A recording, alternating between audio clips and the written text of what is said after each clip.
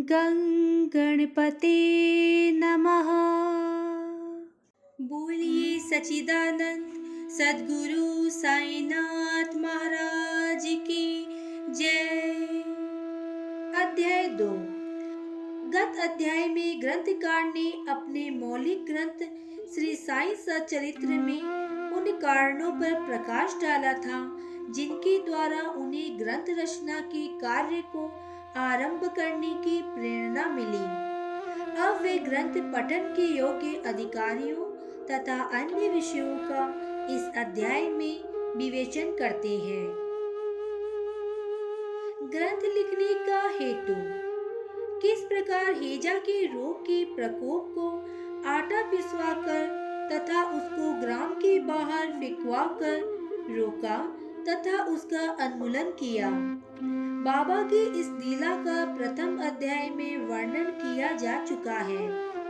मैंने और भी लीलाएं सुनी जिसे मेरे हृदय को अति आनंद हुआ और यही आनंद का स्रोत काव्य रूप में प्रकट हुआ। मैंने ये भी सोचा कि इन महान आश्चर्यजनक लीलाओं का वर्णन बाबा के भक्तों के लिए मनोरंजक एवं शिक्षाप्रद सिद्ध होगा तथा उनके पाप समूल नष्ट हो जाएंगे। इसीलिए मैंने बाबा की पवित्र जीवन गाथा और उनके मधुर उपदेशों का लेखन प्रारंभ कर दिया। श्री साई की जीवनी ना तो उलझन पूर्ण है और ना ही संकीर्ण है, वरन सत्य और आध्यात्मिक मार्ग का वास्तविक दिग्दर्शन कराती है। कार्य आरंभ करने में असमर्थता और साहस। श्री हेमाड़ पंत को ये विचार आया कि मैं इस कार्य के लिए उपयुक्त पात्र नहीं हूँ। मैं तो अपने परम मित्र की जीवनी से भी भली भांति परिचित नहीं हूँ और ना ही अपनी प्रकृति से। तब फिर मुझ सरीखा मूढ़मती भला एक महान संत पुरुष की जीवनी लिखने का दुस्साहस कैसे कर सकता है। अवतारों की प्रवृत्ति के वर्णन में वेद वे अपनी असमर्थता प्रकट करते हैं। किसी संत का चरित्र समझने के लिए स्वयं को पहले संत होना नितांत आवश्यक है। फिर मैं तो उनका गुणगान करने के सर्वथा अयोग्य ही हूँ। संत की जीवनी लिखने में एक महान साहस की आवश्यकता है और कहीं ऐसा न हो कि 4 लोगों के समक्ष हास्य का पात्र बनना पड़े। इसलिए श्री साईं बाबा की कृपा प्राप्त करने के लिए मैं ईश्वर से प्रार्थना करने लगा। महाराष्ट्र के संत श्रेष्ठ श्री ज्ञानेश्वर महाराज का कथन है कि संत चरित्र की रचयिता से परमात्मा अति प्रसन्न होते हैं। तुलसीदास जी ने भी कहा है कि साधु चरित शुभ से सरिस कपासु निरस विशद गुणमय फल जासु। जो सही दुख पर छिद्र दुरावा वंदनीय जे ही जग जस पावा। भक्तों को भी संतों की सेवा करने की इच्छा बनी रहती है। संतों के कार्य पूर्ण करा लेने की प्रणाली भी विचित्र ही है। यथार्थ प्रेरणा तो संत ही किया करते हैं, भक्त तो निमित्त मात्र है, या यूं कहिए कि कार्य पूर्ति के लिए एवं यंत्र मात्र है। उदाहरण के लिए संक संवत 1700 में कवि महीपति को संत चरित्र लेखन की प्रेरणा हुई। ईश्वर ने संतों में अत प्रेरणा पैदा की और कार्य पूर्ण हो गया। इसी प्रकार संघ संवत 1800 में श्री दास गणों की सेवा स्वीकार हुई। महीपति ने 4 काव्य रचे, भक्त विजय, संत विजय, भक्त लीलामृत और संत लीलामृत, और दास गणों ने केवल 2, भक्त लीलामृत और संत कथामृत, जिसमें आधुनिक संतों के चरित्रों का वर्णन है। भक्त लीलामृत के अध्याय 31, 32 और 33, संत कथामृत के 57वें अध्याय में श्री साईं बाबा की मधुर जीवनी तथा अमूल्य उपदेशों का वर्णन सुंदर एवं रोचक ढंग से किया गया है। इनका उद्धरण श्री साईं लीला पत्रिका के अंक 11, 12 और 17 में दिया गया है।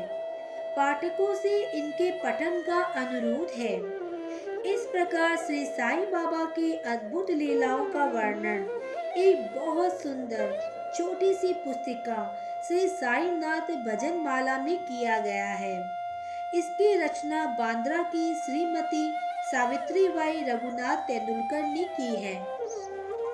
श्री दासगणु महाराज ने भी श्री साईं बाबा पर कई मधुर कविताओं की रचना की।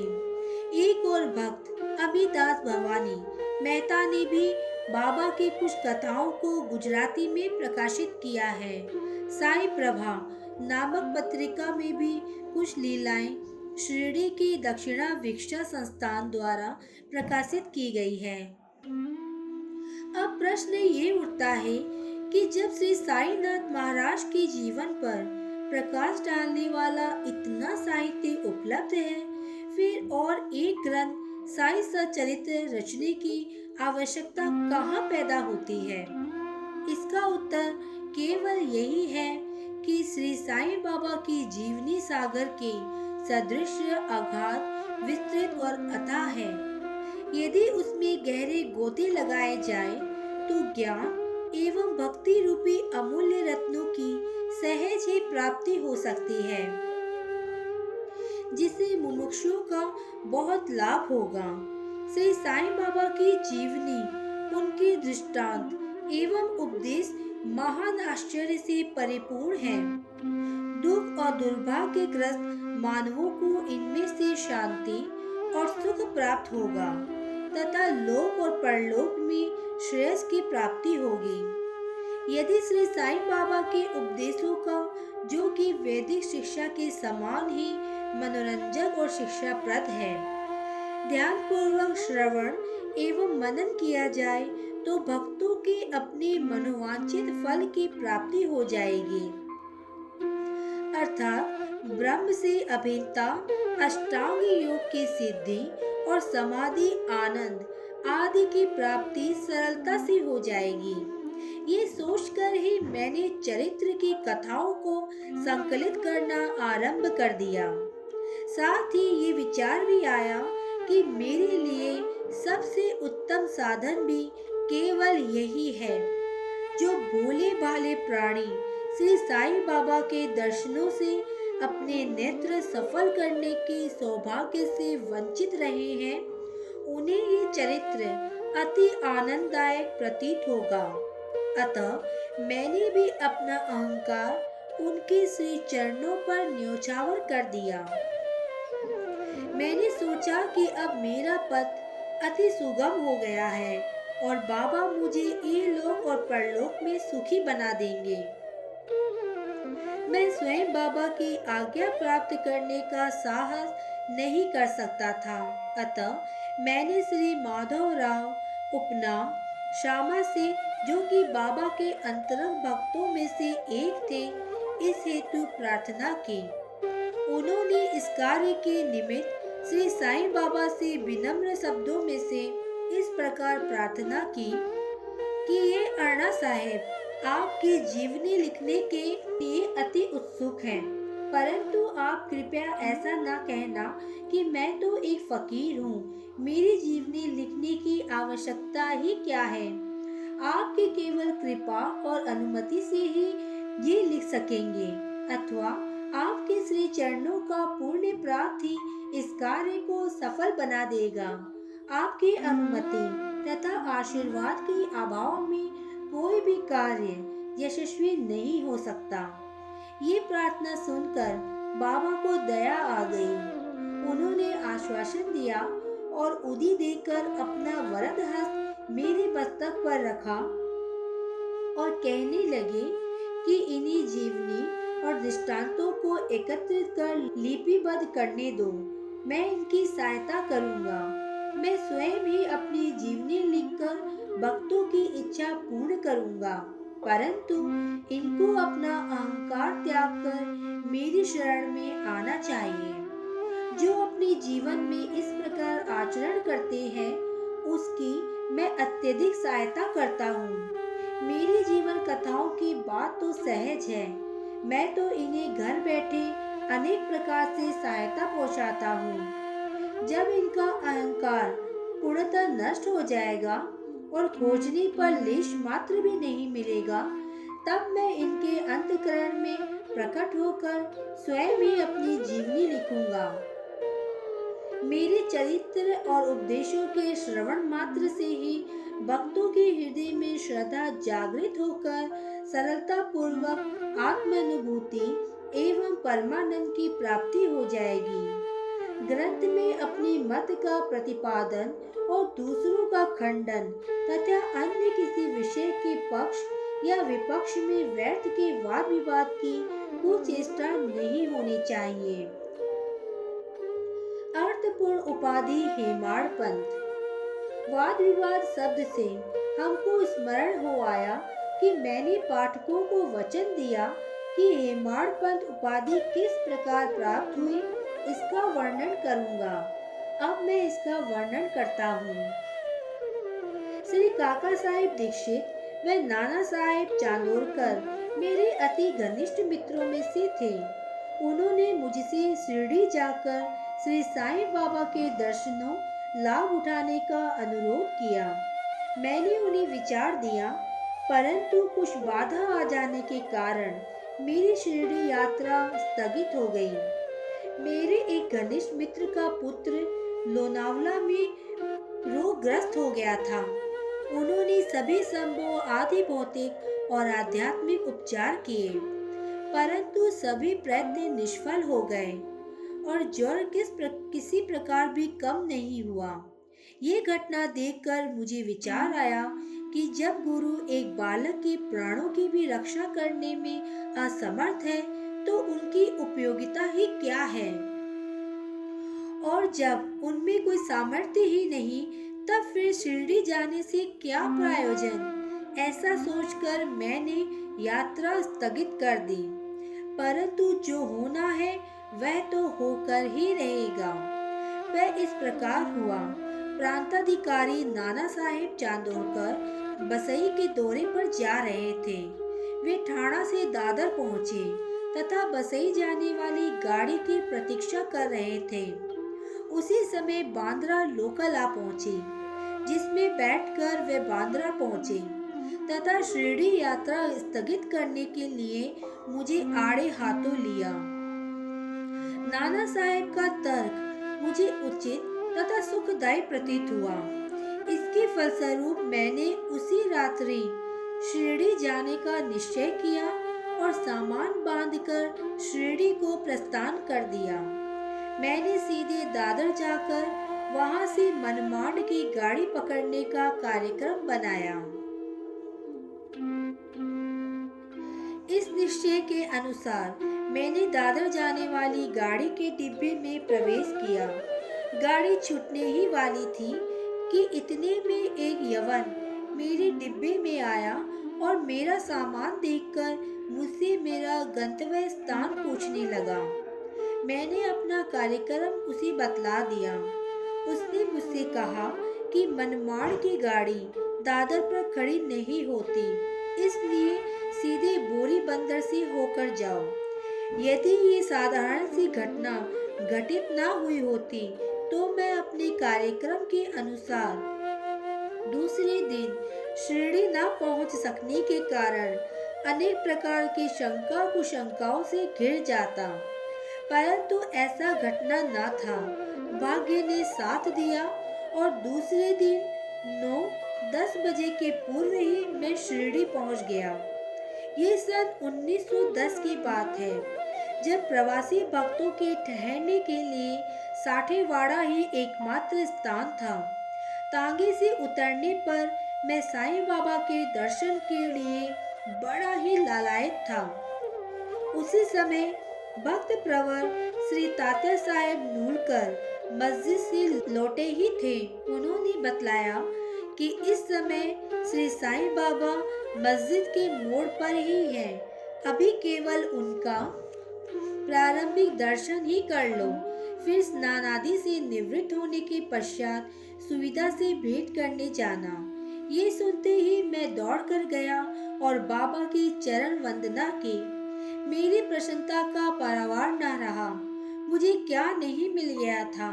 मेरा शरीर उलसित सा हो गया। क्षुधा और तृष्णा की सुधि जाती रही।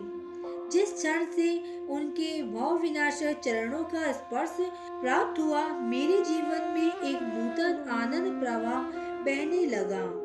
मैं उनका स्मरण कर उन्हें मानसिक प्रणाम किया करता हूँ। जैसा कि मेरे अनुभव में आया है कि साईं की दर्शन में ही ये विशेषता है कि विचार परिवर्तन सांसारिक भोगों से वैराग्य बढ़ जाता है। केवल गत जन्मों के अनेक शुभ संस्कार एकत्रित होने पर ही ऐसा दर्शन प्राप्त होना सुलभ हो सकता है। पाठकों, मैं आपसे शपथ पूर्वक कहता हूँ कि यदि आप श्री साईं बाबा को एक दृष्टि भर कर देख लेंगे तो आपको संपूर्ण विश्व ही साईं में दिखलाई पड़ेगा। गर्मा गर्म बहस। शिरडी पहुंचने के प्रथम दिन ही बाला साहेब तथा मेरे बीच गुरु की आवश्यकता पर वाद विवाद छिड़ गया। मेरा मत था कि स्वतंत्रता त्याग कर पराधीन क्यों होना, तथा जब कर्म करना पड़ता है तब गुरु की आवश्यकता ही कहाँ रहेगी। प्रत्येक को पूर्ण प्रयत्न कर स्वयं को आगे बढ़ाना चाहिए। गुरु शिष्य के लिए करता ही क्या है, वह तो सुख से निद्रा का आनंद लेता है। इस प्रकार मैंने स्वतंत्रता का पक्ष लिया और बाला साहेब ने प्रारब्ध का। उन्होंने कहा कि जो विधि लिखित है वह घटित होकर रहेगा। इसमें उच्च कोटि के महापुरुष भी असफल हो गए हैं। कहावत है, मेरे मन कछु और है, विधाता के कछु और। फिर परामर्श युक्त शब्दों में बोले, भाई साहेब, ये नीरी विद्वता छोड़ दो। ये अहंकार तुम्हारी कुछ भी सहायता ना कर सकेगा। इस प्रकार दोनों पक्षों के खंडन मंडन में लगभग 1 घंटा व्यतीत हो गया और सदैव की भांति कोई निष्कर्ष ना निकला। इसलिए तंग और विवश होकर विवाद स्थगित करना पड़ा। इसका परिणाम ये हुआ कि मेरी मानसिक शांति भंग हो गई तथा मुझे अनुभव हुआ कि जब तक गूढ़ देही बुद्धि और अहंकार न हो तब तक विवाद संभव नहीं। ये अहंकार ही विवाद की जड़ है। जब अन्य लोगों के साथ मैं मस्जिद गया तब बाबा ने काका साहेब को संबोधित कर प्रश्न किया कि साठेवाड़े में क्या चल रहा था, किस विषय पर विवाद था। फिर मेरी ओर दृष्टिपात कर बोले कि इन हेमाड़ पंत ने क्या कहा। ये शब्द सुनकर मुझे अधिक अचंभा हुआ। साठेवाड़ा और मस्जिद में पर्याप्त अंतर था। सर्वज्ञ या अंतर्यामी हुए बिना बाबा को विवाद का ज्ञान कैसे हो सकता था। मैं सोचने लगा कि बाबा हेमाड़ पंत के नाम से मुझे क्यों संबोधित करते हैं। ये शब्द तो हेमाद्रि पंत का अपभ्रंश है। हेमाद्रि पंत देवगिरी के यादव राजवंशी महाराज महादेव और रामदेव के विख्यात मंत्री थे।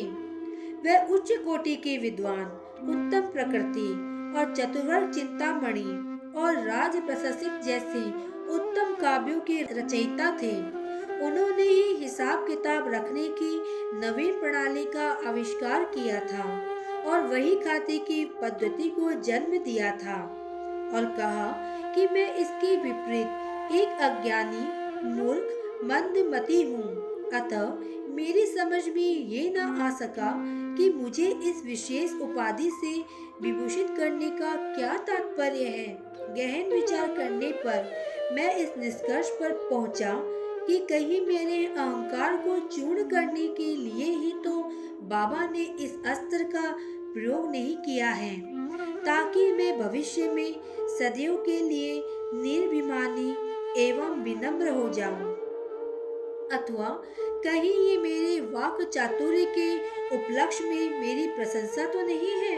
भविष्य पर दृष्टिपात करने से प्रतीत होता है कि बाबा के द्वारा हेमाडपंथ की उपाधि से विभूषित करना कितना अर्थपूर्ण और भविष्य गोचर था। सर्वविदित है कि कालांतर में दाभोलकर ने श्री साईं बाबा संस्थान का प्रबंध कितनी सुचारू एवं विद्वतापूर्ण ढंग से किया था। हिसाब किताब आदि कितने उत्तम प्रकार से रखे तथा साथ ही साथ महाकाव्य साईं सचरित्र की रचना भी की। इस ग्रंथ में महत्वपूर्ण और आध्यात्मिक विषयों जैसे ज्ञान, भक्ति, वैराग्य, शरणागति एवं आत्मनिवेदन आदि का समावेश है। गुरु की आवश्यकता, इस विषय पर बाबा ने क्या उद्गार प्रकट किए, इस पर हेमाडपंथ द्वारा लिखित कोई लेख या स्मृति पत्र प्राप्त नहीं होता, परंतु काका साहेब दीक्षित ने इस विषय पर अनेक लेख प्रकाशित किए हैं। बाबा से भेंट करने के दूसरे दिन हेमाडपंथ और काका साहेब ने मस्जिद जाकर घर लौटने की अनुमति मांगी। बाबा ने स्वीकृति दे दी। किसी ने प्रश्न किया, बाबा कहाँ जाए? उत्तर मिला, ऊपर जाओ। प्रश्न, मार्ग कैसा है? बाबा, अनेक पंथ हैं, यहाँ से भी एक मार्ग है, परंतु ये मार्ग दुर्गम है तथा सिंह और भेड़िए भी मिलते हैं। काका साहब, ये पथ प्रदर्शक भी साथ हो तो? बाबा, तब कोई कष्ट ना होगा। पथ प्रदर्शक तुम्हारे सिंह, भेड़िए और खंदकों से रक्षा कर तुम्हें सीधे निर्दिष्ट स्थान पर पहुंचा देंगे, परंतु उसके अभाव में जंगल में मार्ग भूलने या गड्ढे में गिर जाने की संभावना है। दाभोलकर भी उपयुक्त प्रसंग के अवसर पर वहां उपस्थित थे। उन्होंने सोचा कि जो कुछ बाबा कह रहे हैं वह गुरु की आवश्यकता क्यों है। इस प्रश्न का उत्तर उन्होंने सदा के लिए मन में ये गांठ बांध ली थी कि अब कभी इस विषय पर वाद विवाद नहीं करेंगे कि स्वतंत्र या परतंत्र व्यक्ति आध्यात्मिक विषयों के लिए कैसा सिद्ध होगा। प्रत्युत इसके विपरीत यथार्थ में परमार्थ लाभ केवल गुरु की उपदेश पालन में ही निहित है। इन उपदेशों का वर्णन मूल काव्य ग्रंथ के इसे हुए भी आत्मानुभूति के लिए राम को अपने गुरु वशिष्ठ और कृष्ण को अपने गुरु संदीपनी की शरण में जाना पड़ा था। इस मार्ग में उन्नति प्राप्त करने के लिए केवल श्रद्धा और धैर्य, यही दो गुण सहायक हैं। ओम श्री साई नाथाय नमः। श्री सद्गुरु साई नाथ प्रणमस्तु। शुभम भवतु।